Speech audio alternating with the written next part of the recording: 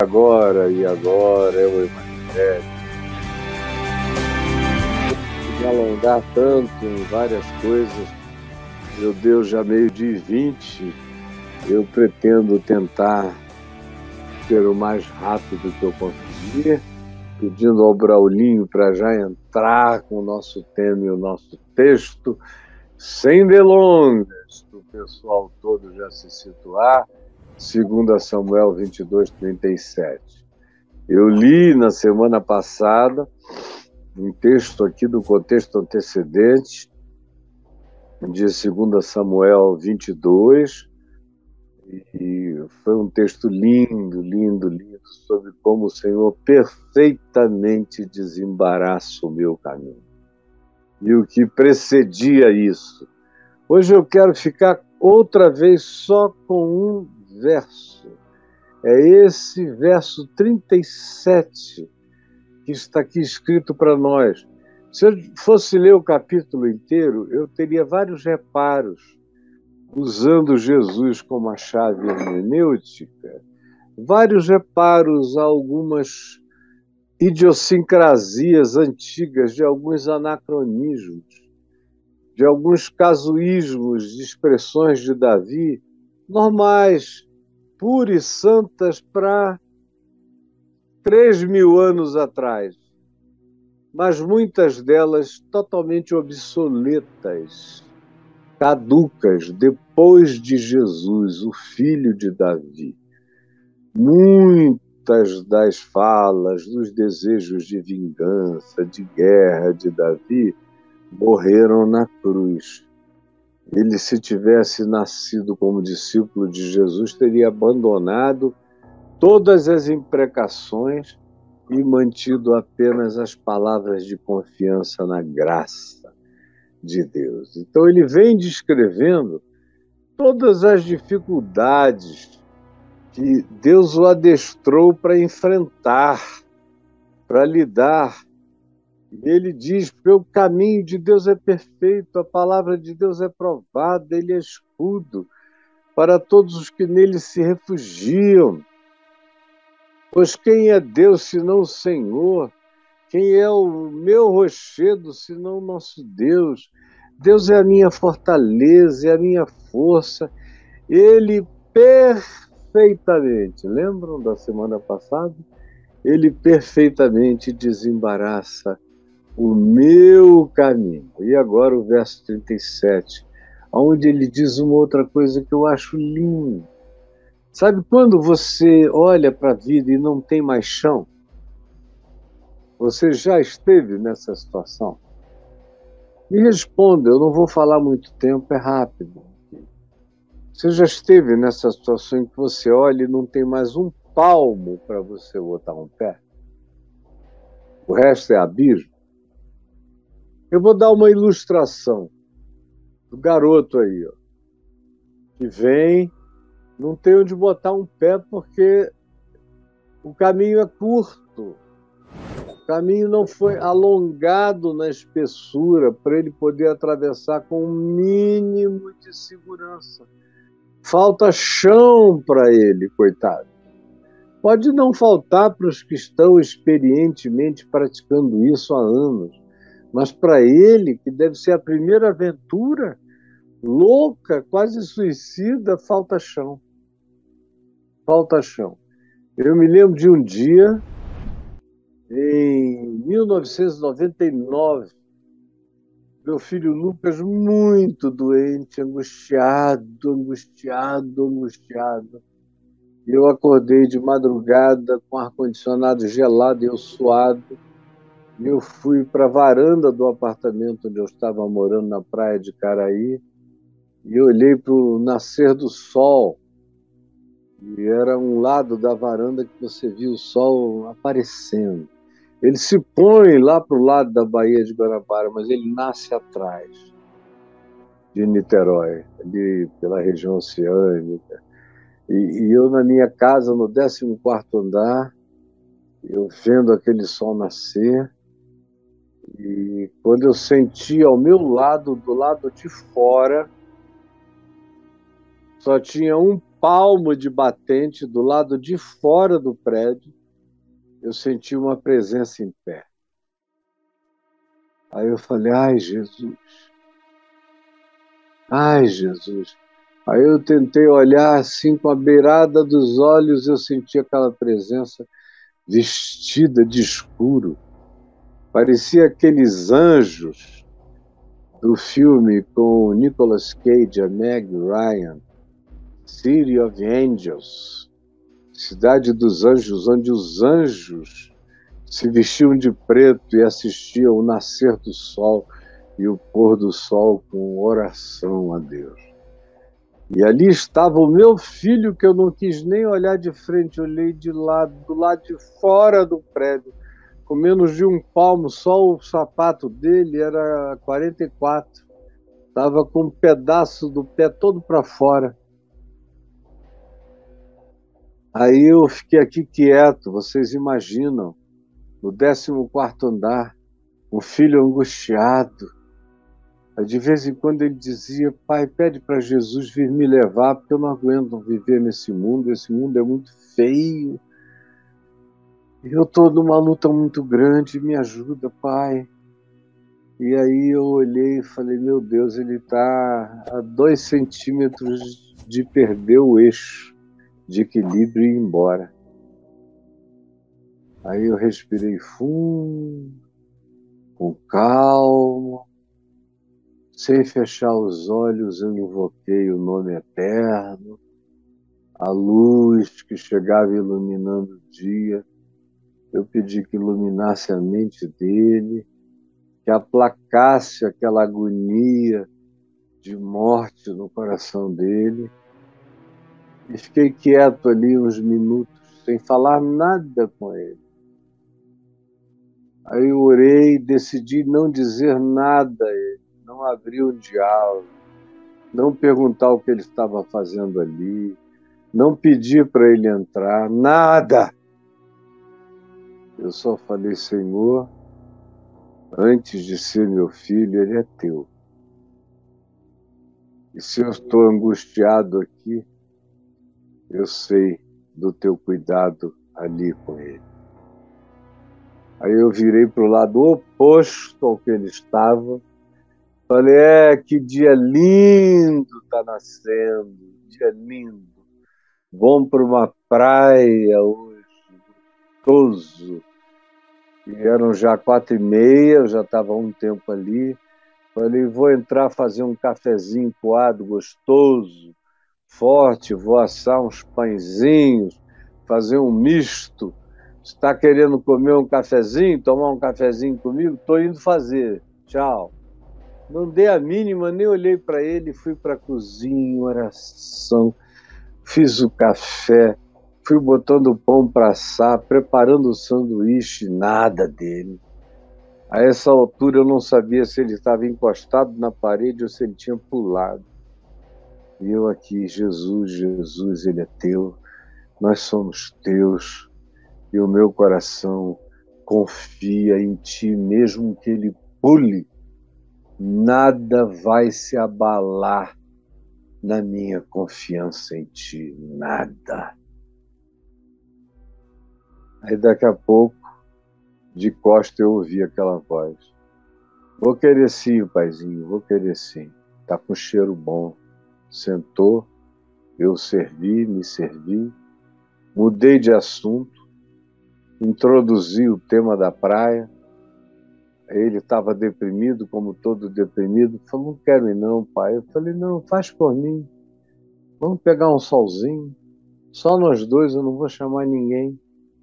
Para você não ficar de saco cheio com nenhum comentário idiota. Ele era muito crítico.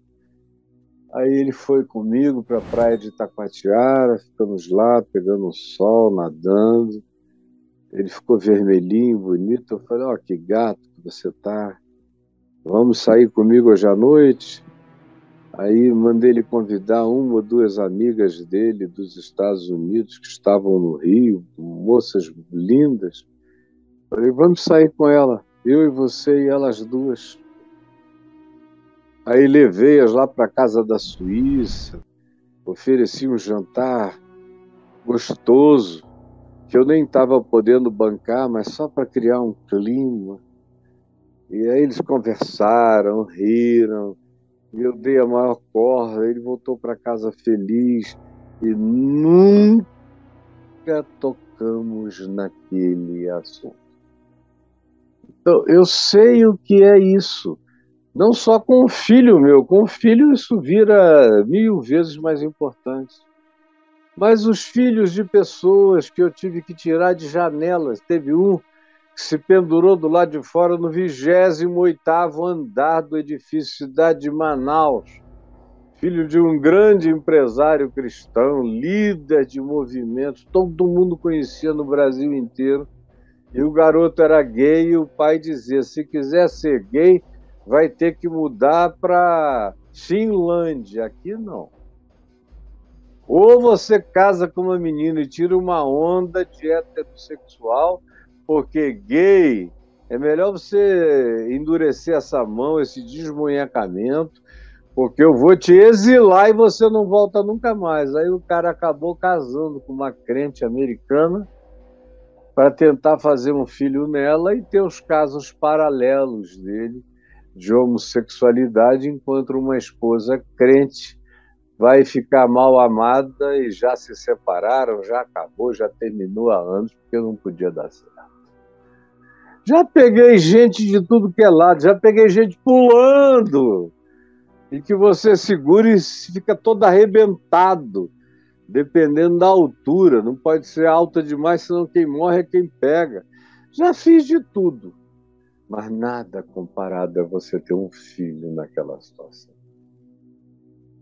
É quando o nosso caminho acaba e não há um palmo a mais, literalmente.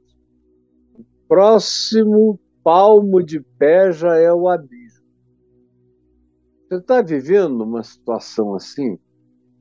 Ou semelhante a esse garoto da ilustração inicial, agarrado ali, uma agonia, e só quem tem algum problema com altura, fobia de altura, vertigem de altura, é que pode imaginar o que está acontecendo na mente, nas vísceras, nas mãos geladas, dos pés frios, no pânico desse pobre coitado que cobre o rosto de Jesus, mamãe, papai, todo mundo que puder me ajudar, me segure. E você vê que o amigo ali não tem como ajudar muito, porque ainda fizeram uma coisa errada, botaram o cara que não sabia de nada para ser o primeiro na fila. Ele tinha que ser o do meio para ter uma pessoa segura antes e uma pessoa firme depois, para irem ajudando, vai, segurando as costas, bota o pé ali, mas o coitadinho ainda tem que abrir caminho aonde não há chão para ir. Então olha aqui para mim hoje, olha aqui para mim agora, você está me vendo?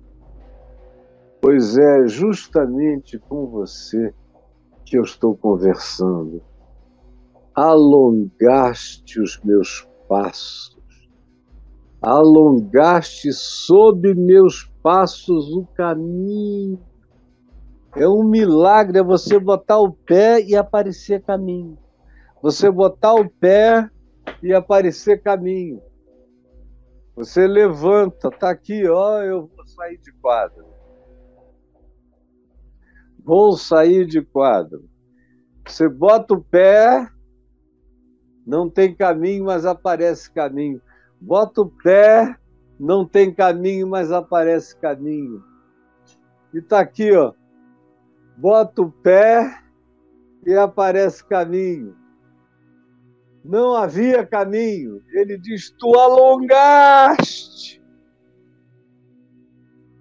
Eu já estive nessa posição, não apenas na história concreta, real, apavorante, que eu não quero para ninguém na vida. É horroroso. Mas eu estive em muitas outras histórias que não foram assim, com essa metaforia ilustrativa tão dramática. Mas é quando a vida acaba. E a minha vida já acabou. Eu assisti o meu funeral em 1998, no início de 99. Assisti alguns dos meus melhores amigos se reunirem para dizer que eu era uma página virada, que no máximo eu ia fazer parte de alguns livros de história se eles deixassem, porque a maioria estava a fim de apagar meu nome da história. É uma página virada, acabou aí. A pergunta era como é que a gente vai dividir aquela multidão de nichos e de ministérios que ele naturalmente ocupava no Brasil e no mundo todo. Vamos ver quem de nós tem capacidade para ocupar os espaços. E tiveram essa presunção de sair, oh, você podia fazer isso, você aquilo. Todos tentaram e não conseguiram nada. E alguns deles diziam, meu Deus, como é que ele faz isso no suor? Vaza! E a gente se esforça e não acontece nada. Porque eu não andei a minha vida criando os meus caminhos. Eu andei a vida vendo o chão acabar e o caminho se alongar. Botava o pé, o caminho parecia ter acabado, mas o Senhor alongava o chão. Imagina a situação qual é de alguém que está na beira de um precipício. Precisa ir adiante, não tem mais chão. Aí aparece mais um chão. Aí ele pisa. E quando ele bota o pé pela fé no novo chão, aparece mais um pedaço de chão. Não aparece a estrada inteira. É palmo a palmo. É fé a fé. É confiança em confiança. É certeza em certeza. É entrega em entrega. De fato, é passo a passo. Você tem que aprender a viver pela fé, e o caminhar pela fé não te apresenta aqui no meio da sua dúvida. Ó Senhor, abre um caminho. Aí vem uma highway. Não. O caminho de Deus, os que andaram com Deus, desde o início, Enoque, Noé, Enos, os homens piedosos diante do dilúvio, os que vieram depois, a começar pelo hebreu Abraão, eram pessoas que não tinham nenhuma highway diante de si. Abraão foi chamado da Mesopotâmia, de Ur dos Caldeus, da civilização mais evoluída do planeta naqueles dias, anterior aos egípcios e às civilizações mais antigas descobertas na Terra. Os sumérios foram o berço das grandes e primeiras elaborações do conhecimento humano, da ciência humana. Eles aprenderam raiz quadrada, raiz cúbica, cálculos extraordinários e diziam que eram descendentes dos Anunnaki.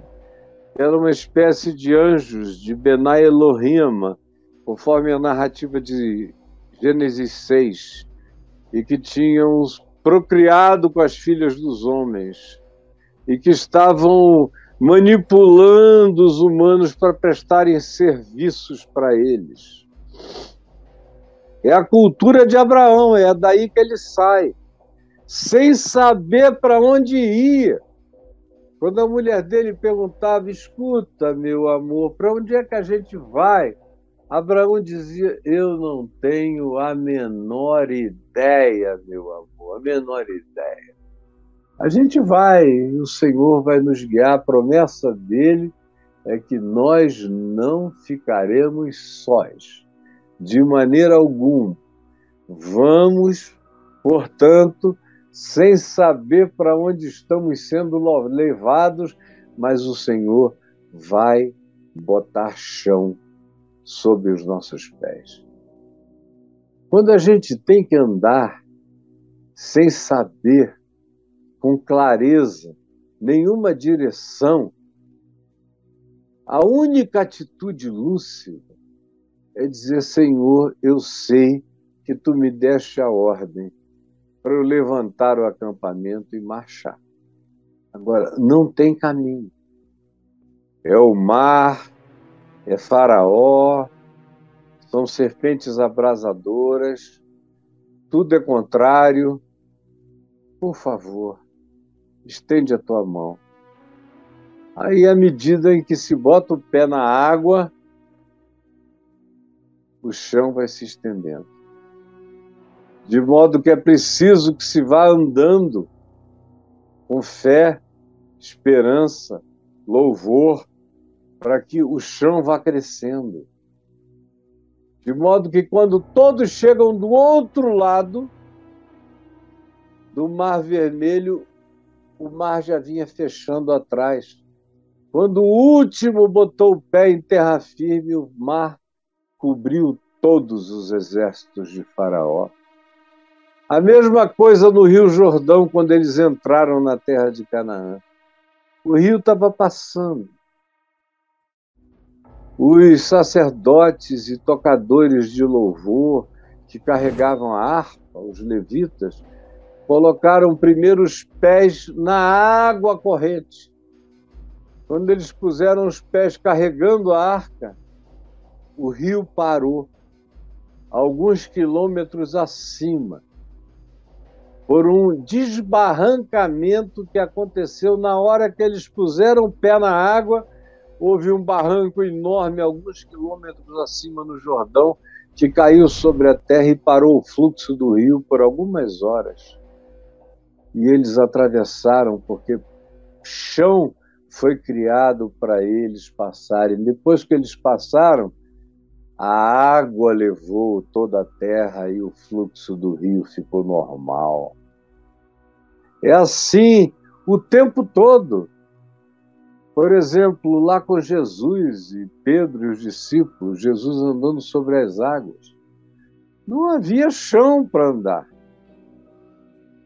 Aí Pedro e eles gritam: é um fantasma. Jesus diz: não, sou eu, não tem mais, tem de bom ânimo. Aí Pedro disse: se és tu, manda-me ter contigo. E ele botou o pé, no primeiro pé que ele botou, ficou firme. O segundo ficou firme. O terceiro ficou firme. O quarto ficou firme, porque o Senhor foi criando chão sobre os pés dele. Aí ele ficou tão impressionado que ele resolveu medir a força do vento, das ondas. Aí ele não viu, não prestou mais atenção no chão que estava sendo criado palmo a palmo para ele chegar até Jesus.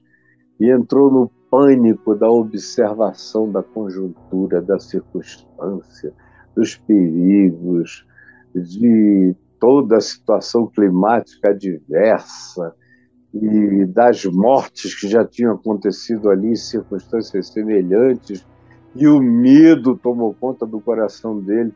E quando o medo tomou conta, a gravidade o chupou. É medo criando gravidade, aonde Deus tinha colocado um chão mais poderoso do que a gravidade para ele andar. Ele começa a submergir e Jesus tem que levantá-lo. Por que eu estou falando essa coisa assim tão simplesinha, de escola dominical? Teus filhinhos devem estar me entendendo, eu espero que estejam. Porque conquanto seja uma imagem simples, mas a promessa é inigualável. Olha só que coisa mais bonita, meu Deus. Alongaste sob meus passos o caminho, e os meus pés não vacilaram. Me diga, você está precisando hoje que o caminho seja alongado sob seus pés? Ou porque você está para desistir, você chega e diz: ah, desculpa, Caio, mas nesse caminho aqui já deu. Não vai me levar a lugar nenhum. eu cansei, eu desisto. Eu vou voltar, eu não vou me esforçar para conseguir. E tem um monte de gente nesse estado de cansaço, de desistência, que perdeu a fé no caminho, que vai crescendo palmo a palmo à medida em que a gente dá um passo de fé, ele cresce mais um palmo. Mais um passo de fé, ele vai crescendo conforme a deliberação da nossa fé e a coragem do nosso avançar. Mas se não há fé, se não há coragem no avançar, ele se recolhe e não sai do lugar. E você vai ter que viver como esse garoto aí, agarrando os pedaços, me tira daqui, meu Deus, manda um helicóptero, onde é que eu fui me meter? Desespero puro. Mas se você encher seu coração de fé, deixa eu te dizer, vai fazer 50 anos e eu não sei como é que eu vou pagar as minhas contas no mês seguinte. No início, eu até sabia como eu ia pagar as minhas, que eram tão pequenininhas, eu morava com meu pai. Então já estava boa parte coberta, mas 3 anos depois eu fui morar sozinho, construí a minha casa e fui morar só. E eu nunca fiquei pedindo nada ao meu pai. Era uma questão, não que ele não fosse generoso, ele era mais do que generoso, mas era uma questão de maturidade minha não fazer isso. E de lá para cá, eu, além de que tinha que ter o dinheiro para sustentar minha família, tinha que ter dinheiro para sustentar a Visão Nacional de Evangelização, a VIND, que eu criei em Manaus, em 76 e oficialmente em 78. E ela só vivia do que eu podia dar e do que alguns poucos podiam dar. E eu já tinha 8, 9 funcionários com 19, 20 anos de idade ali no início da VIND. Eu tirava metade do meu salário, não tinha palmo na VIND, não tinha chão. E depois passou a não ter chão para mim, porque eu dava quase tudo que eu recebia para poder bancar o ministério. Mas olha, faz 50 anos e nunca deixou de ter um palmo, pelo menos. Agora, por exemplo, eu estou vivendo um momento da vida em que eu estou olhando para frente e não tem nem um palmo. Desde que eu parei de construir a minha casa, e coincidiu, e eu me antecipei, porque eu sabia que vinha inflação, gasolina, preços de material de construção iria para a estratosfera, o preço da mão de obra, o preço de tudo. Eu falei, eu não vou conseguir, isso vai dobrar. É melhor eu parar e esperar com bom senso. Estou esperando. Em janeiro vai fazer 1 ano que eu estou esperando. Eu espero não esperar tanto. Hoje mesmo eu vim andando para cá com esse texto no meu coração e falei, Senhor, Tu sabes que eu estou sem nenhum passo para divisar. Nos meus recursos não tem nada entrando. Eu tenho colégio dos meus netos, faculdade da minha neta, plano de saúde, despesas e despesas, uma casa onde os filhos vêm comer com a gente, fins de semana cheios, onde nós temos grande prazer em acolher todos os que são da nossa ninhada, com quantidade enorme de compromissos, e hoje não tem um palmo de chão. Mas eu vou andando para lá, não é por isso que eu vou pregar nesse texto, é porque desde a semana passada que eu fiquei com vontade de falar nele, e vou falar nele agora, com toda a convicção de que isso é só um diazinho sem palmo, mas que o Senhor vai botar os palmos necessários, vai alongar o meu chão, que o Senhor vai alongar o meu chão, e que eu vou chegar a bom termo em tudo que eu vier a realizar, como tudo que eu realizei, e tudo que eu realizei em coerência e harmonia e sinceridade e fidelidade para contigo, tu sempre alongaste os meus passos. E é por isso também que eu não ando ansioso, entendeu? Ansioso. Porque a ansiedade é a angústia daquele que olha, não vê nenhum passo além dos pés e se desespera, quer construir uma ponte, quer contratar uma artificialidade, quer dar um jeito pessoal, humano, radical, e não confia. Agora, eu venho sendo treinado há 50 anos. Então, para mim, é um dia como milhares de dias que eu já tive antes. E o meu coração não se abala. Eu não tenho a menor dúvida de que a provisão de Deus vem sempre. E não só provisões, eu já estive num momento da vida em que todo mundo dizia que eu não tinha mais nenhum passo para dar ministerialmente em 98, 99 e 2000. E olha quantos milhões de passos eu já dei de lá para cá.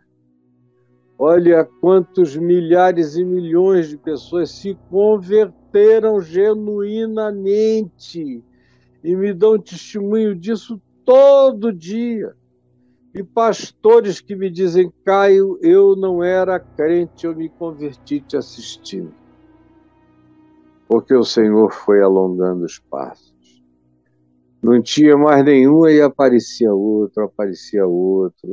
No meu ministério eu sei que Ele não deixará faltarem os passos. E foi lá em Mateus 6, Ele disse, não andem ansiosos, porque qual de vocês pode acrescentar um palmo, meio metro ao curso da sua vida? Não fique ansioso, não se desespere, confie. Essa é que é a dificuldade, é entregar, confiar e andar. E aí o chão vai aparecendo, à medida em que a gente vai confiando e descansando. Eu queria que você aprendesse essa lição. Ela tem sido uma das razões de saúde para mim. Se com todo o estilo de vida antissalubre, no qual eu vivi durante 30 anos, eu não tivesse sido também uma pessoa de paz, sem ansiedade, sem angústia, porque quem conviveu comigo não me viu desesperado, angustiado, nem quando o mundo caiu na minha cabeça. Eu entrei num sofrimento indescritível, mas não num desespero mortal, jamais. Jamais. Eu não sabia como seria, mas eu sabia que não ficaria como estava. Porque eu sabia que se eu fosse infiel, como eu tinha sido, e o meu coração estava cheio de dor e arrependimento, Ele, todavia, manter-se-ia fiel, porque de maneira nenhuma Ele pode negar-se a si mesmo. E quando eu obtive a coragem de dar o primeiro passo, Ele alongou o caminho. No segundo, Ele alongou o caminho. De lá para cá foram milhares de passos. Ele me tem alongado os caminhos. E sob os meus pés,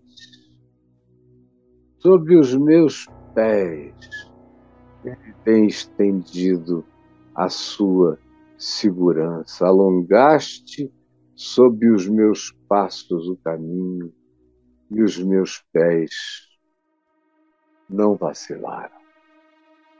É com você que eu estou falando, você entendeu o que eu estou dizendo. E não existem 4 passos para chegar aí, é uma decisão de fé, de escolha, de entrega, de confiança.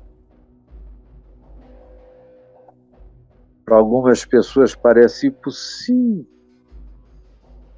até que elas simplesmente abandonam às angústias da sobrevivência.